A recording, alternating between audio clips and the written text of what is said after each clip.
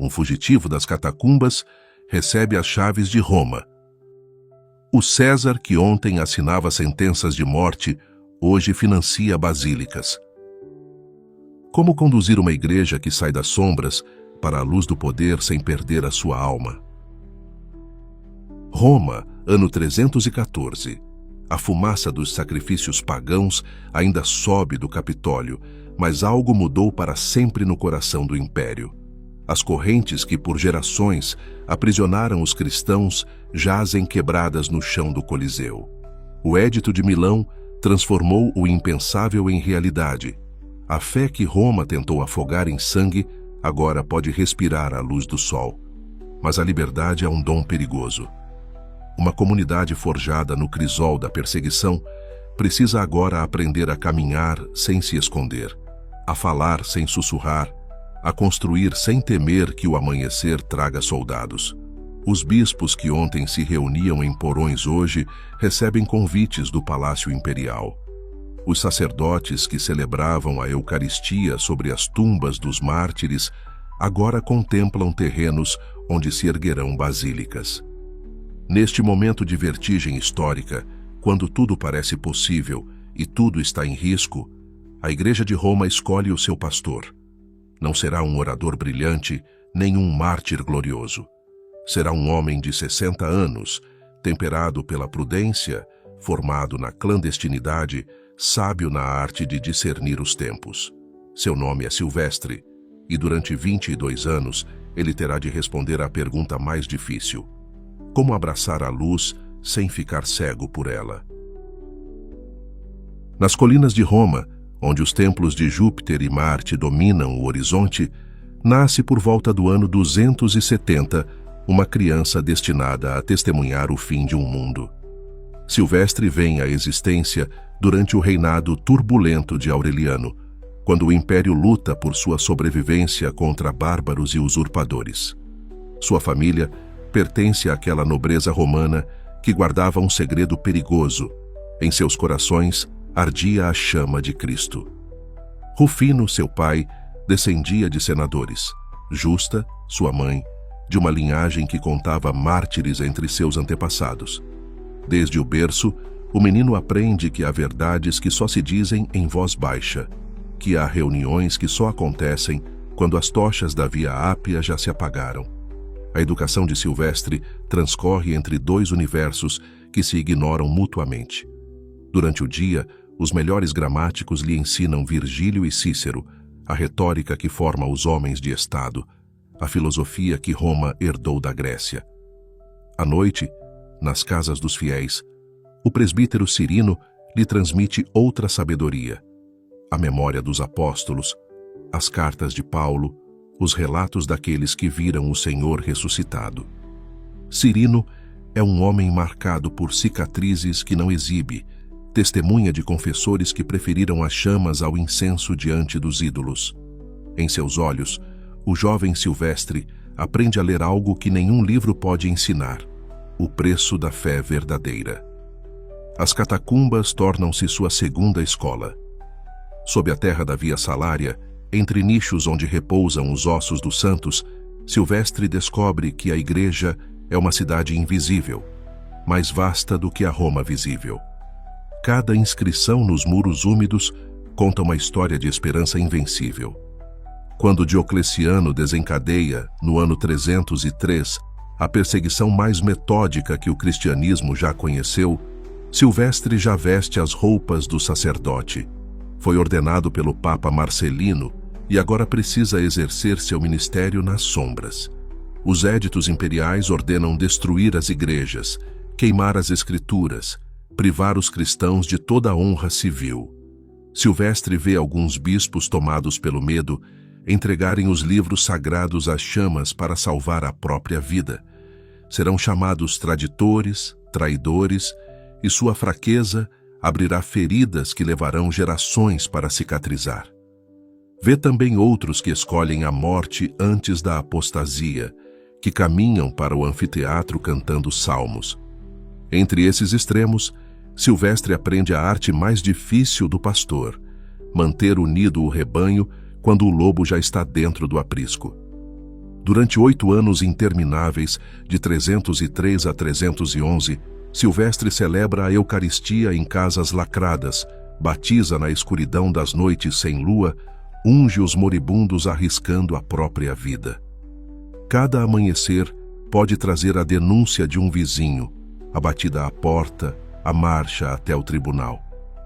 Mas cada amanhecer traz também a certeza renovada de que as portas do inferno não prevalecerão. Quando, enfim, Galério, consumido por uma doença que seus próprios médicos atribuem a um castigo divino, assina o Édito de Tolerância, Silvestre tem mais de 40 anos e passou metade da vida na clandestinidade. Não conhece outra forma de ser cristão senão a do testemunho disposto ao martírio. Essa formação no crisol do sofrimento será sua preparação providencial para os desafios que viriam. Não a espada do perseguidor, mas o cálice dourado do imperador amigo.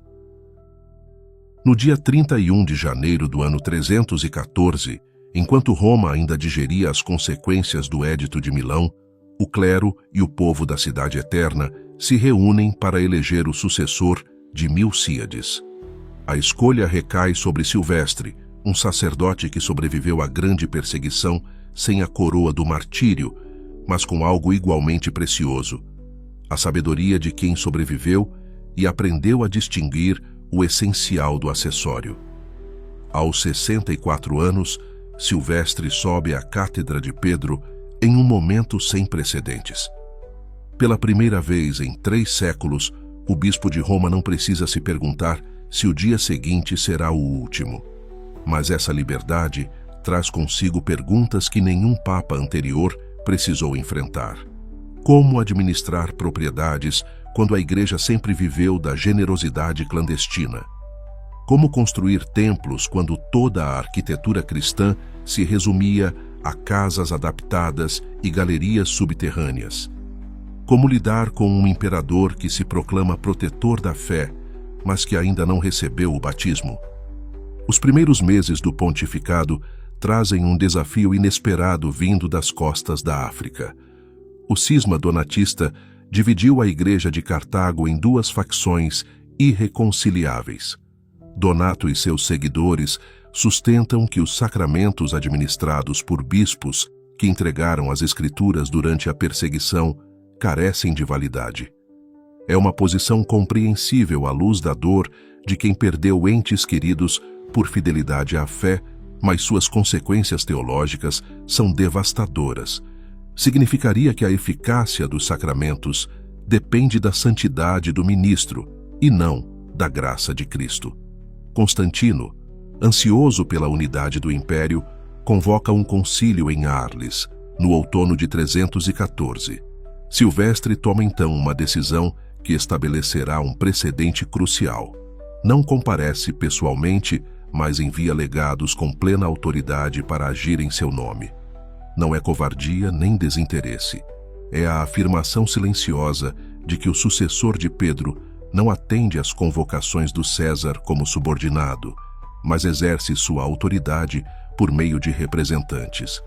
O concílio condena o donatismo, mas Silvestre sabe que as feridas do cisma não se curam apenas com decretos. A década seguinte traz a prova mais grave enfrentada pela Igreja desde as perseguições: a heresia de Ário. Esse presbítero alexandrino, dotado de eloquência sedutora e mente aguda, começa a ensinar que o Filho de Deus não é verdadeiramente Deus, mas a primeira e mais perfeita das criaturas. As fórmulas de Ário se espalham pelo Oriente como incêndio em verão seco. Bispos contra bispos, cidades divididas, o próprio tecido da Igreja ameaça rasgar-se. Constantino, que apostou sua legitimidade política no Deus dos cristãos, não pode permitir que esse Deus seja objeto de disputas intermináveis. No ano 325, convoca um concílio em Niceia, a primeira assembleia ecumênica da história. Silvestre, com mais de 70 anos e saúde debilitada, permanece em Roma. Mas sua presença se faz sentir por meio dos presbíteros Vito e Vicente, que levam consigo a autoridade do vigário de Cristo. Quando os 318 bispos reunidos proclamam que o Filho é homoousios, consubstancial ao Pai, os legados romanos assinam primeiro. A fé de Nicéia é a fé de Pedro, transmitida por Silvestre a toda a Igreja. Mas as vitórias doutrinais são apenas uma dimensão do pontificado. Silvestre também precisa gerir a transformação material da Igreja Romana. Constantino doou o Palácio de Latrão, antiga residência da família laterana, como sede episcopal, onde antes havia salões para banquetes imperiais, agora se celebra a Eucaristia. O imperador financia a construção de basílicas monumentais. Sobre o túmulo de Pedro, na colina do Vaticano, ergue-se um templo que levará décadas para ser concluído. Na Via Ostiense, sobre os restos de Paulo, levanta-se outro santuário. No próprio Latrão, a Catedral de Roma toma forma. Silvestre recebe esses dons com gratidão, mas sem servilismo. Insiste para que os recursos não se destinem apenas a pedras e mármores, mas também aos pobres, com os quais Cristo se identificou. Estabelece que uma parte das rendas eclesiásticas seja sempre dedicada a viúvas, órfãos e peregrinos. Organiza o clero romano em um sistema que perdurará por séculos, distinguindo as funções de presbíteros, diáconos e leitores. A igreja que emerge das catacumbas não será uma corte imperial com vestes religiosas, mas uma comunidade que lembra de onde vem enquanto constrói para onde vai. Os anos centrais do pontificado de Silvestre transcorrem sob o sinal de uma vigilância incansável. Enquanto Constantino consolida seu poder e transfere gradualmente sua atenção para o Oriente, o idoso bispo de Roma permanece como sentinela da ortodoxia no Ocidente. A vitória de Nicéia não silenciou os arianos. Pelo contrário, a reação foi feroz. Eusébio de Nicomédia, o bispo cortesão que sussurra ao ouvido do imperador, trabalha sem descanso para reabilitar Ário e minar o credo niceno. Silvestre observa com alarme como até mesmo Atanásio, o campeão da fé verdadeira em Alexandria, é deposto e enviado ao exílio.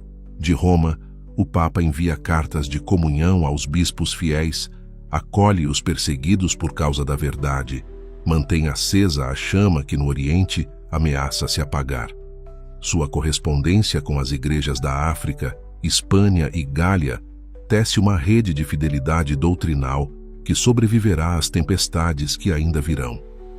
A provação mais íntima de Silvestre é aquela que ninguém vê, a solidão do pastor supremo. Ele sobreviveu a quase todos os companheiros de sua juventude. Os sacerdotes que com ele celebravam a Eucaristia nas catacumbas partiram um a um para a casa do Pai. O presbítero Cirino, seu mestre espiritual, é agora uma lembrança distante. Silvestre governa uma igreja que cresce a cada dia em número e em influência, mas que corre o risco de esquecer o preço que seus pais pagaram pela fé. Nas noites de vigília, o velho Papa percorre mentalmente os rostos dos mártires que conheceu, dos confessores cujas cicatrizes beijou, das crianças que batizou, sabendo que talvez não chegassem à idade adulta. Essa memória se torna sua oração mais profunda, sua âncora contra a tentação do triunfalismo. A igreja não é grande porque os imperadores a favorecem. Ela é grande porque Cristo ressuscitou e porque homens e mulheres preferiram morrer a negar essa verdade. Por volta do ano 330, quando Constantino inaugura solenemente Constantinopla como nova capital do império, Silvestre compreende que uma era se encerrou definitivamente. Roma, a cidade eterna, senhora do mundo, torna-se uma capital secundária, abandonada pelo poder político, mas guardada pelas tumbas dos apóstolos. Esse paradoxo encerra uma providência que Silvestre intui sem conseguir formulá-la plenamente. Justamente porque Roma perde sua centralidade política, pode ganhar uma centralidade espiritual mais profunda. O bispo de Roma jamais será um funcionário imperial entre outros. Será o guardião de Pedro, o pastor de um rebanho que transcende as fronteiras do império. O inverno do ano 330 encontra Silvestre contemplando, das janelas do palácio de Latrão, uma Roma transformada. Os guindastes e andaimes que pontilham o horizonte indicam os lugares onde se erguem as novas basílicas, mas o velho Papa sabe que a verdadeira construção não é de pedra, e sim de almas. Constantino partiu para sua nova capital no Bósforo, levando consigo a corte, os exércitos, o burburinho do poder temporal. Roma ficou estranhamente silenciosa, e nesse silêncio, Silvestre descobre uma graça inesperada. Livre da presença constante do imperador, pode dedicar-se inteiramente ao que sempre considerou sua verdadeira missão: ser pai de uma família dispersa por todo o orbe conhecido. As cartas que chegam da Espanha, das Gálias, da distante Britânia, todas buscam a confirmação do bispo de Roma, a palavra que encerra disputas, a bênção que legitima decisões. Silvestre responde a cada uma com o cuidado de quem sabe que suas palavras serão lidas e relidas por gerações. A ausência do poder imperial revela com clareza cristalina a natureza única da sé romana. Enquanto Constantinopla brilha com o esplendor de palácios novos, Roma guarda algo que nenhum arquiteto pode construir: os ossos de Pedro sob a colina vaticana, os restos de Paulo na via Ostiense, as catacumbas onde gerações de mártires aguardam a ressurreição. Silvestre compreende que essa é a verdadeira riqueza de sua igreja e dedica suas últimas energias a preservá-la e transmiti-la.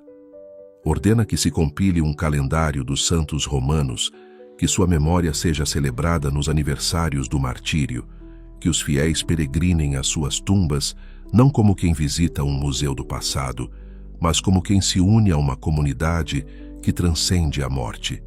Os presbíteros que ele forma aprendem a ver em cada pedra das catacumbas uma página do Evangelho escrita com sangue. Em cada inscrição funerária, um testemunho de esperança invencível.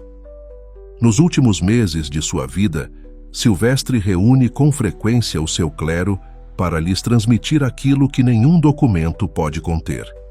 Fala-lhes dos rostos que já ninguém recorda, dos nomes que não figuram em martirológios, 2 heróis anônimos que sustentaram a fé quando tudo parecia perdido. Adverte-os contra a tentação mais sutil dos novos tempos: acreditar que a Igreja precisa do favor dos poderosos para cumprir sua missão. O imperador pode dar ouro, terras, privilégios, mas não pode dar o único bem que importa: a graça de Cristo que brota do Calvário e flui pelos sacramentos. Silvestre insiste repetidas vezes que a liberdade exterior é um dom precioso, porém perigoso, se não vier acompanhada da liberdade interior que só o Espírito concede. A igreja que ele deixa não será mais santa por ser mais rica. Será mais santa se recordar que seu único tesouro é aquele que os ladrões não podem roubar nem a traça corroer. Em 31 de dezembro do ano 335, enquanto Roma se prepara para celebrar as calendas de janeiro com os últimos vestígios das festas pagãs, Silvestre celebra pela última vez a Eucaristia cercado de seus presbíteros. Suas mãos trêmulas mal conseguem sustentar o cálice, mas sua voz é firme ao pronunciar as palavras da consagração. Guiou a igreja por quase 22 anos, mais do que qualquer papa antes dele.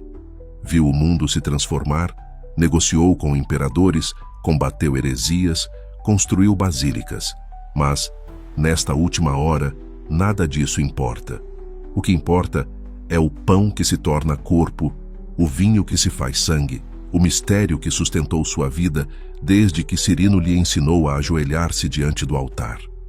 Quando o sol se põe sobre a cidade eterna, Silvestre fecha os olhos pela última vez, deixando atrás de si uma igreja preparada para os séculos vindouros, ancorada na memória dos mártires e aberta à esperança da glória.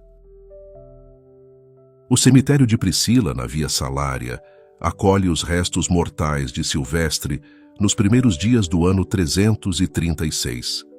É o mesmo lugar onde tantas vezes ele havia descido para celebrar a memória dos mártires, onde ungira catecúmenos na escuridão protetora da terra, onde aprendera que a igreja verdadeira habita tanto sob o sol quanto sob as pedras. Seus sucessores imediatos compreenderam que aquela tumba não poderia permanecer como apenas mais uma entre as galerias subterrâneas. O Papa Símaco, quase 2 séculos depois, erguerá sobre ela uma basílica que proclamará aos peregrinos de todas as nações que ali repousa o pastor que conduziu a igreja da noite da perseguição ao amanhecer da liberdade. A devoção popular não precisa de decretos para reconhecer a santidade. Os fiéis romanos começam a invocar Silvestre assim que seu sepulcro se fecha e seu culto se espalha com a rapidez de um rio que encontra seu leito natural rumo ao mar. A data de sua morte imprime na memória da igreja um simbolismo que nenhum hagiógrafo poderia ter inventado. 31 de dezembro, o último dia do ano civil romano, torna-se a festa daquele que encerrou uma época e abriu outra. Enquanto o mundo pagão celebrava a passagem do tempo com banquetes e augúrios, a igreja passa a celebrar seu pastor silencioso, o construtor prudente que soube edificar sobre a rocha de Pedro sem se deixar deslumbrar pelos mármores do César. No Oriente e no Ocidente, nas catedrais das grandes cidades e nas capelas das aldeias mais remotas, o nome de Silvestre será pronunciado a cada fim de ano como um lembrete de que os tempos estão nas mãos de Deus, de que as eras terminam e começam segundo desígnios que transcendem os calendários humanos. Os séculos medievais envolverão a figura de Silvestre em lendas que, embora historicamente falsas, revelam verdades profundas sobre como a cristandade compreendeu seu legado. A mais célebre é a doação de Constantino, um documento forjado na chancelaria pontifícia do século VIII que pretende que o imperador, agradecido por ter sido curado da lepra mediante o batismo administrado por Silvestre, cedeu ao Papa o domínio temporal sobre Roma e todo o Ocidente. Lorenzo Valla demonstrará no Renascimento que o documento é uma falsificação grosseira, mas o mito perdurará porque expressa uma intuição correta. Durante o pontificado de Silvestre, foram lançados os alicerces da relação entre o poder espiritual e o poder temporal que definiria a história europeia por 1000 anos. O Papa não recebeu de Constantino o governo das províncias, mas recebeu algo mais duradouro: o reconhecimento de que existe uma autoridade que o imperador não pode conceder nem revogar, uma jurisdição sobre as almas que nenhum decreto imperial pode suprimir. O legado autêntico de Silvestre transcende lendas e documentos. Ele demonstrou com a própria vida que a Igreja pode atravessar metamorfoses radicais sem perder sua identidade essencial. Ensinou que a prudência não é a virtude dos covardes, mas a sabedoria dos pastores que precisam proteger o rebanho de perigos que o próprio rebanho não consegue perceber. Mostrou que a colaboração com o poder secular é possível sem servilismo, que a gratidão não exige adulação, que os dons do César podem ser aceitos sem vender a alma ao César. Seu exemplo ilumina cada época em que a Igreja precisa redefinir sua relação com os poderes deste mundo, cada momento em que a tentação do triunfalismo ameaça obscurecer a memória da cruz. Hoje, quando novas transformações sacodem os alicerces da cristandade, quando novas formas de poder seduzem com promessas de relevância e eficácia, a figura do ancião que permaneceu fiel enquanto tudo mudava ao seu redor continua sendo um farol para quem busca navegar sem naufragar. São Silvestre não deixou tratados teológicos nem fundou ordens religiosas.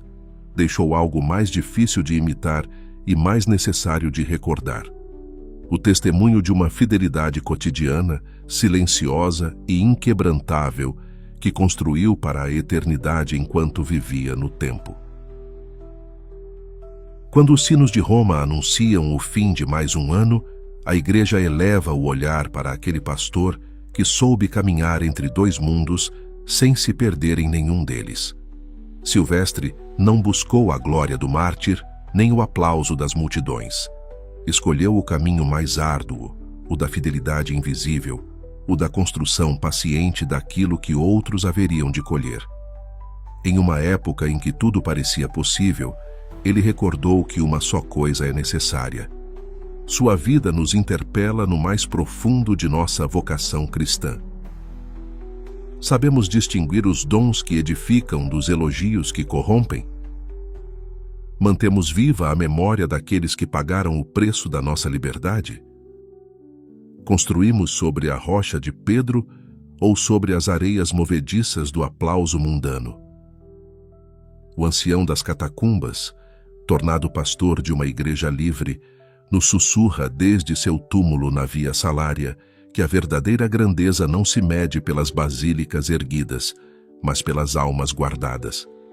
Neste limiar entre o que foi e o que será, encomendemo-nos àquele que soube atravessar o umbral mais decisivo da história cristã sem jamais soltar a mão do Senhor. São Silvestre I, Papa, pastor prudente da Igreja em tempos de transformação, rogai por nós.